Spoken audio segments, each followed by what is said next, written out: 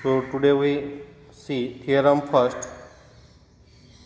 Two non-zero vectors a bar and b bar are collinear if and only if there exist non-zero scalars m and n. At least one of them is non-zero, such that m a bar plus n b bar equals to 0 vector. So we have to write here two parts. In first part we consider vector a bar and b bar as collinear and show there exist scalar m and n such that m a bar plus n b bar equals to 0 vector. So there are also two possibilities. If two vectors are collinear, they are in same direction or in opposite direction. So we consider here vectors are collinear if a bar and b bar are collinear, then they are in same direction or in opposite direction. So we consider first case first. If a bar and b bar are in same direction. So if a bar and b bar in same direction, if we consider unit vector E cap along both a bar and b bar, so by definition of unit vector we write E cap is equals to a bar upon magnitude of a bar. We write here as E cap is unit vector along vector A. So similarly we write also E cap is equals to b bar upon magnitude of b bar as E cap is unit vector along vector B. So from this we can write a bar upon magnitude of a bar equals to b bar upon magnitude of b bar. So after cross multiplying we get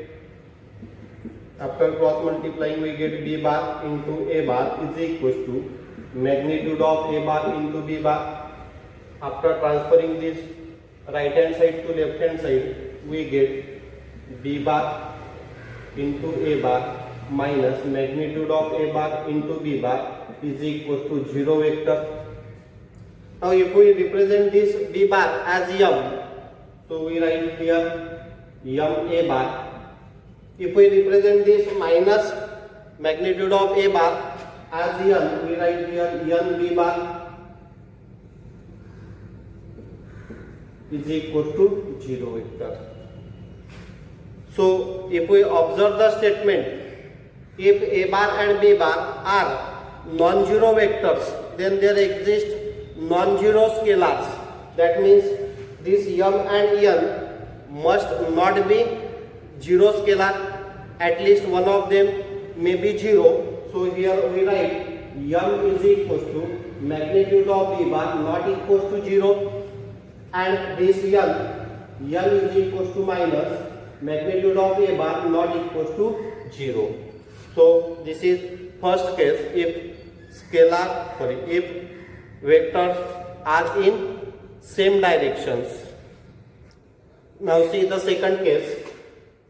If a bar and b bar are in opposite direction. So if a bar and b bar are in opposite direction, if E cap is the unit vector along a bar, then minus E cap is the unit vector along vector b bar. Because these two vectors are in opposite direction, so we write here E cap is equals to a bar upon magnitude of a bar and minus E cap equals to b bar upon magnitude of b bar. So from this, if we observe, we can transfer this minus sign to right hand side. So we write here that is E cap is equals to minus b bar upon magnitude of b bar. So if we equate this 2, we get a bar upon magnitude of a bar is equals to minus b bar upon magnitude of b bar. So again cross multiply magnitude of b bar into a bar is equals to minus magnitude of a bar into b bar. So after transferring this RHS to LHS, we get magnitude of b bar into a bar is equals to plus magnitude of a bar into b bar is equals to 0 vector. So if we replace this magnitude of b bar by m, we write here m a bar. If we replace this magnitude of a bar by n, we write this as n b bar is equals to 0 vector, where m is equals to magnitude of b bar not equals to 0 and n is equals to magnitude of a bar not equals to 0. So in this way, considering two cases, we can prove if a bar and b bar are collinear vector, then there exist non-zero scalars m and n such that m a bar plus n b bar equals to 0 vector. Now see the converse. Conversely, if m a bar plus n b bar is equals to 0 vectors, then we have to show this a bar and b bar are collinear. So we write this as m a bar is equals to minus b bar.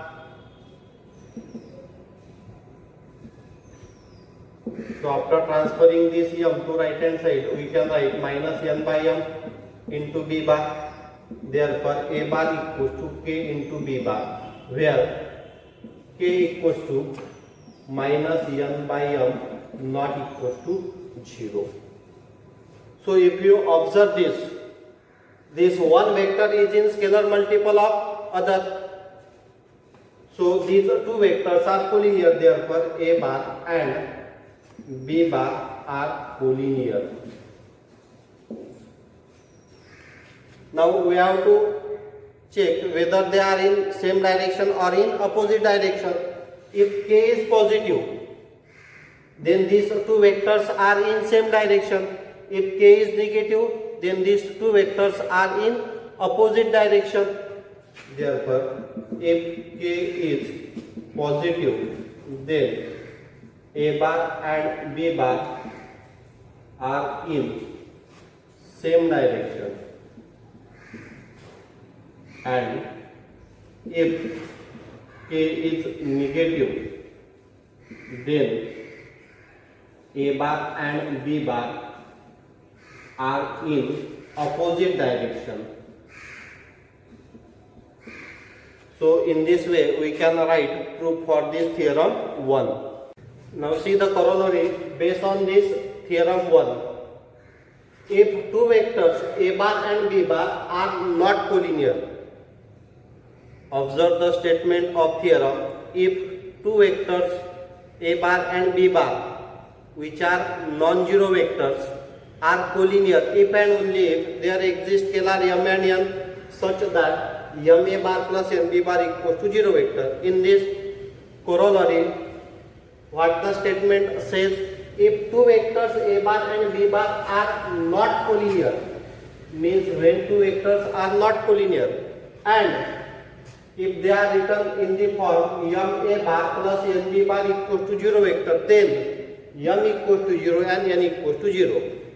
So in theorem, these two vectors are non-zero vectors, these two vectors are collinear, then and then only there exists scalar m and n such that m a bar plus n b bar equals to 0 vector. Now here, these two vectors are not collinear, and they write in the form of m a bar plus n b bar equals to 0. We have to show that m equals to 0 and n equals to 0. We prove this by contradiction. So we write here proof. If m not equals to 0, that means we have to show m equals to 0. We are going to consider m not equals to 0. So what happens when m not equals to 0? Here given condition is m a bar plus nb bar equals to 0 vector. Therefore we write this as, because m not equals to 0, so we can divide each term by m. So we write this first as m a bar is equals to minus nb bar. So after dividing each term by m, we write a bar is equals to minus n by m into b bar. Therefore a bar is equal to k into b bar. This shows that these two vectors are collinear because first vector is in scalar multiple of second, and in theorem or in corollary given statement you observe these two vectors are not collinear. That means they cannot be written in scalar multiple of other, but we are writing vector a bar and b bar in scalar multiple. That means these two vectors are collinear, but these two vectors are given to be non-collinear. So our assumption is wrong. Therefore m must be equals to 0. Similarly, we can consider if n not equals to 0, then we get same condition. One vector is in scalar multiple of other. So again we say by contradiction. So here it is sufficient considering m not equals to 0, and we show there is a contradiction that vector a bar is in scalar multiple of b bar. So in this way we can write the proof for corollary first. Now see the second corollary. If two vectors a bar and b bar are not collinear and m a bar plus n b bar equals to p a bar plus q b bar, then m equals to p, n equals to q.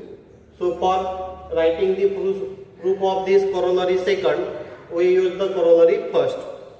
In first corollary, given condition is if a bar and b bar are not collinear. Here is also given a bar and b bar are not collinear.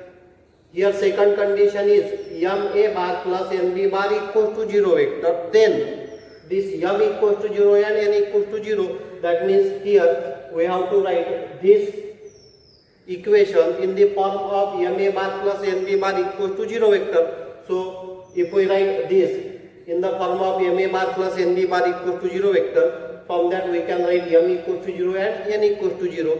So see, proof.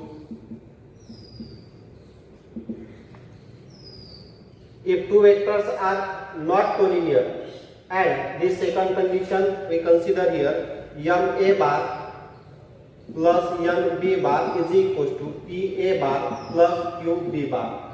Now transfer this to left hand side, we get m a bar minus p a bar plus n b bar minus q b bar is equals to 0 vector. So first we write this vector a bar with this vector a bar and this vector b bar with this vector b bar. So taking vector a bar common, we write m minus p into a bar plus here n minus q into b bar is equal to 0 vector.